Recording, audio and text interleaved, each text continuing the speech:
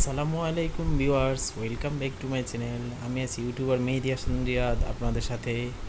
প্রতিদিনের মতো আমি আজকেও একটি বাস্তব ঘটনা আপনাদের সাথে শেয়ার করব।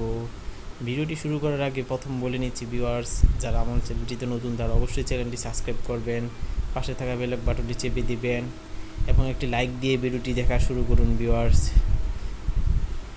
আর কেউ স্প্যাম কমেন্ট করবেন না, ন্যূনতম 2-3 মিনিট ভিডিও দেখে তারপর কমেন্ট করবেন ভিউয়ার্স। আজকে আমি রিক্সা দিয়ে এক চাচার রিক্সা যাওয়ার সময় এক জায়গায় চাচার সাথে গল্প বলতে বললে চাচাকে চাচার ছেলের কথা জিজ্ঞেস করলাম।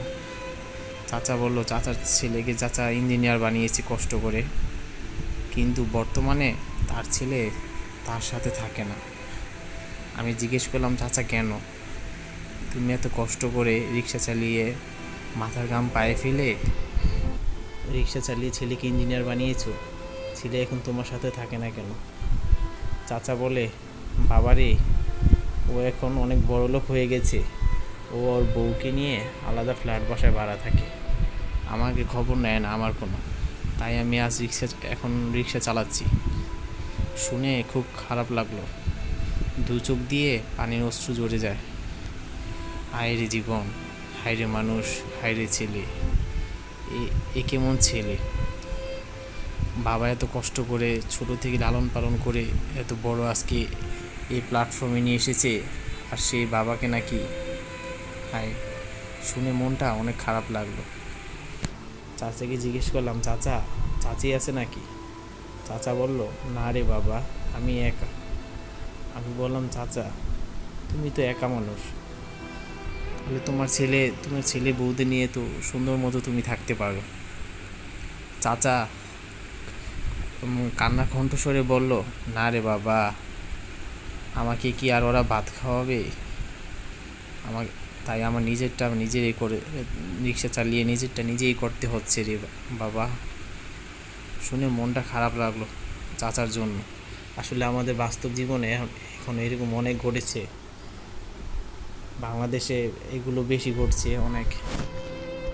হায় রে ভাইয়ারা, আপনারা যারা এসব কাজ করছেন তারা একটু সতর্ক হন। যে বাবা এত কষ্ট করে লেখাপড়া শিখিয়েছে, বড় করেছে, যে প্ল্যাটফর্মে আজকে আপনাদের নিয়ে এসেছে, সেই বাবাকে এখনও রিক্সা চালাতে দিচ্ছেন। শুনে অনেক খারাপ লাগছে ভাইয়া, এবং ধিক্কার জানাচ্ছি আপনাদের। এবং চাচাকে জিজ্ঞেস করলাম, চাচা তুমি এই গরম দিয়ে রিক্সা চালাও, তোমার কষ্ট হয় না? চাচা বলল, কি করার আছে রে বাবা, নাহলে কি আমার পেট চলবে?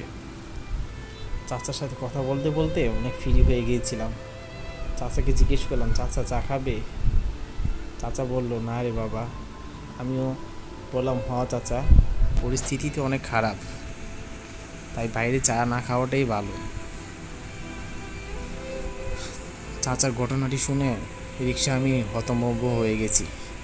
আমার চোখ দিয়ে না হয় কান্না চলে আসবে এই অবস্থা। আসুন আমরা এরকম ঘটনা থেকে সবাই দূরে থাকি, সবাই সবার বাবাকে নিজের কাছে রাখি। যেভাবে এত কষ্ট করে মানুষ করেছে, এই বাবাকে যেন দূরে ঠেলে না দিই, কারণ মায়ের পরে বাবার স্থান। বাবা কষ্ট করে বাইরে রিক্সা চালিয়ে আমাদের এত বড় করছে, আর আমরা কি করছি? এই বাবাকে বৃদ্ধাশ্রমে অথবা এই কষ্টকর কাজ রিক্সা চালানো, বা অনেক বাবা দেখেছি আমি ভিক্ষাও করছে, ছেলে ডাক্তার বা ইঞ্জিনিয়ার, কিন্তু বাবা ভিক্ষা করে রিক্সা চালায়। আসলে এইসব দৃশ্যগুলো এবং এই ঘটনাগুলো, বাস্তব ঘটনাগুলো শুনলে আসলে খুবই কষ্ট লাগে। তাই সবাই সবার বাবাকে শ্রদ্ধা করব, সবাই সবার বাবাকে ভালোবাসবো। কেউ যেন এরকম ঘটনা